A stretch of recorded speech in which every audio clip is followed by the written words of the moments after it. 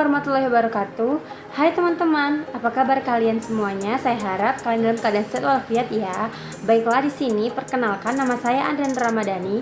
Saya mahasiswi yang berasal dari Institut Agama Islam Negeri Bengkulu, kelas 5B Prodi Bimbingan dan Konseling Islam. Baiklah teman-teman, di dalam video ini izinkan saya memberikan suatu informasi mengenai bencana alam, yaitu bencana gempa bumi. Nah, apa saja yang akan saya sampaikan di dalam video ini? Simak video sampai habis. Antisipasi gempa bumi. Nah, teman-teman, baiklah di sini saya akan membahas bagaimana antisipasi kita saat terjadi bencana alam yaitu gempa bumi. Baiklah, disimak ya videonya. Baiklah, di sini apakah kalian tahu pengertian dari bencana alam? Bencana alam. Bencana alam dalam bahasa Inggris yaitu natural disaster adalah suatu peristiwa alam yang mengakibatkan dampak besar bagi populasi manusia. Peristiwa alam dapat berupa banjir, letusan gunung berapi, gempa bumi, tsunami, tanah longsor, badai salju, kekeringan, hujan es, gelombang panas, badai tropis, taifun, tornado, dan kebakaran liar dan wabah penyakit. Jika di daerahmu terjadi bencana alam gempa bumi, apa yang harus dilakukan? Baiklah teman-teman, sebelum Anda melakukan sesuatu saat terjadi gempa bumi, di sini saya akan memberitahu kalian apa itu gempa bumi.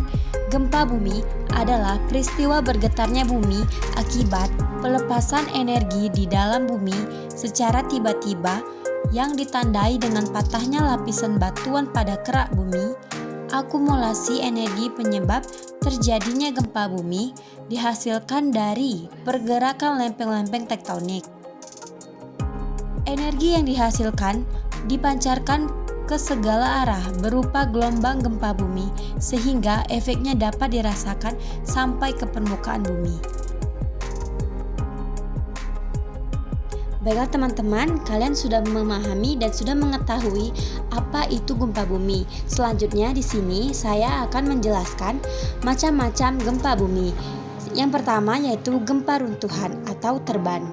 Gempa runtuhan terjadi karena turunnya atau runtuhnya tanah dan biasanya terjadi pada daerah tambang yang berbentuk terowongan, pegunungan kapur atau lubang. Di dalam pegunungan kapur terdapat gua-gua dan ponor-ponor atau luweng yang terjadi proses karena pelarutan solusional. Jika atap gua atau lubang itu gugur, timbullah gempa runtuhan. Meskipun bahaya yang ditimbulkan relatif kecil dan getaran hanya terjadi di sekitar lokasi runtuhan. Yang kedua yaitu gempa vulkanis. Gempa vulkanis terjadi karena pengaruh yang ditimbulkan oleh meletusnya gunung api.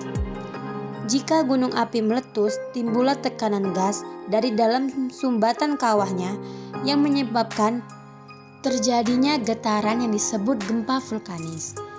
Gempa tersebut hanya terasa di daerah sekitar gunung api yang meletus, hingga bahaya gempa ini juga relatif kecil.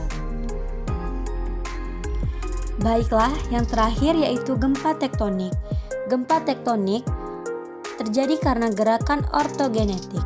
Daerah yang sering kali mengalami gempa ini adalah daerah pegunungan lipatan muda, yaitu daerah sirkum Mediterania dan rangkaian sirkum Pasifik. Gempa ini sering mengakibatkan perpindahan tanah, sehingga gempa ini disebut gempa dislokasi. Bahaya gempa ini relatif besar karena tanah dapat menjadi pelipatan atau bergeser. Jenis lain dari gempa adalah gempa buatan atau buatan manusia. Jenis gempa yang dirasakan di seluruh dunia biasanya setelah peledakan senjata nuklir. Ada data aktual sangat sedikit yang tersedia pada jenis gempa, tetapi dari dua jenis gempa bumi itu adalah satu-satunya jenis yang dapat dengan mudah diprediksi dan dikendalikan.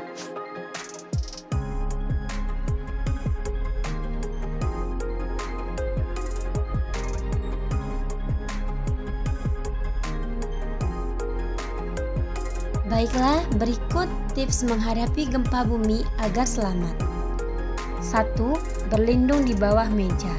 Berlindung di bawah meja jika berada di dalam ruangan, rumah, atau kantor. Hal ini agar tubuh tidak terkena benda-benda yang berjatuhan. 2. Lindungi kepala dengan beberapa alat. Jangan lupa untuk melindungi kepala dengan helm, bantal, papan, atau kedua tangan dengan posisi telungkup. Hal ini merupakan salah satu cara agar selamat dari gempa.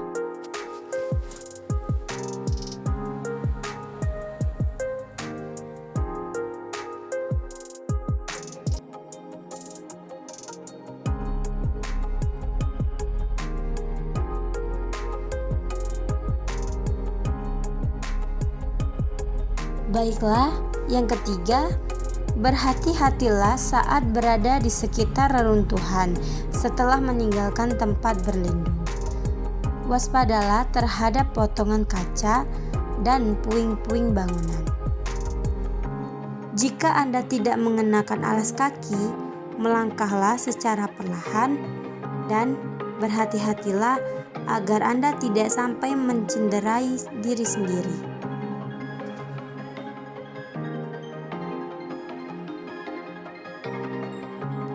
Yang keempat atau yang terakhir, pergilah ke tempat yang tinggi jika Anda berada di sekitar pantai atau bendungan.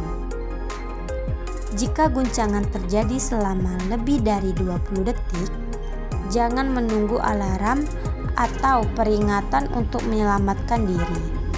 Pergilah ke tempat dengan ketinggian minimal 30 meter di atas permukaan air laut atau jarak 3,2 km dari bibir pantai.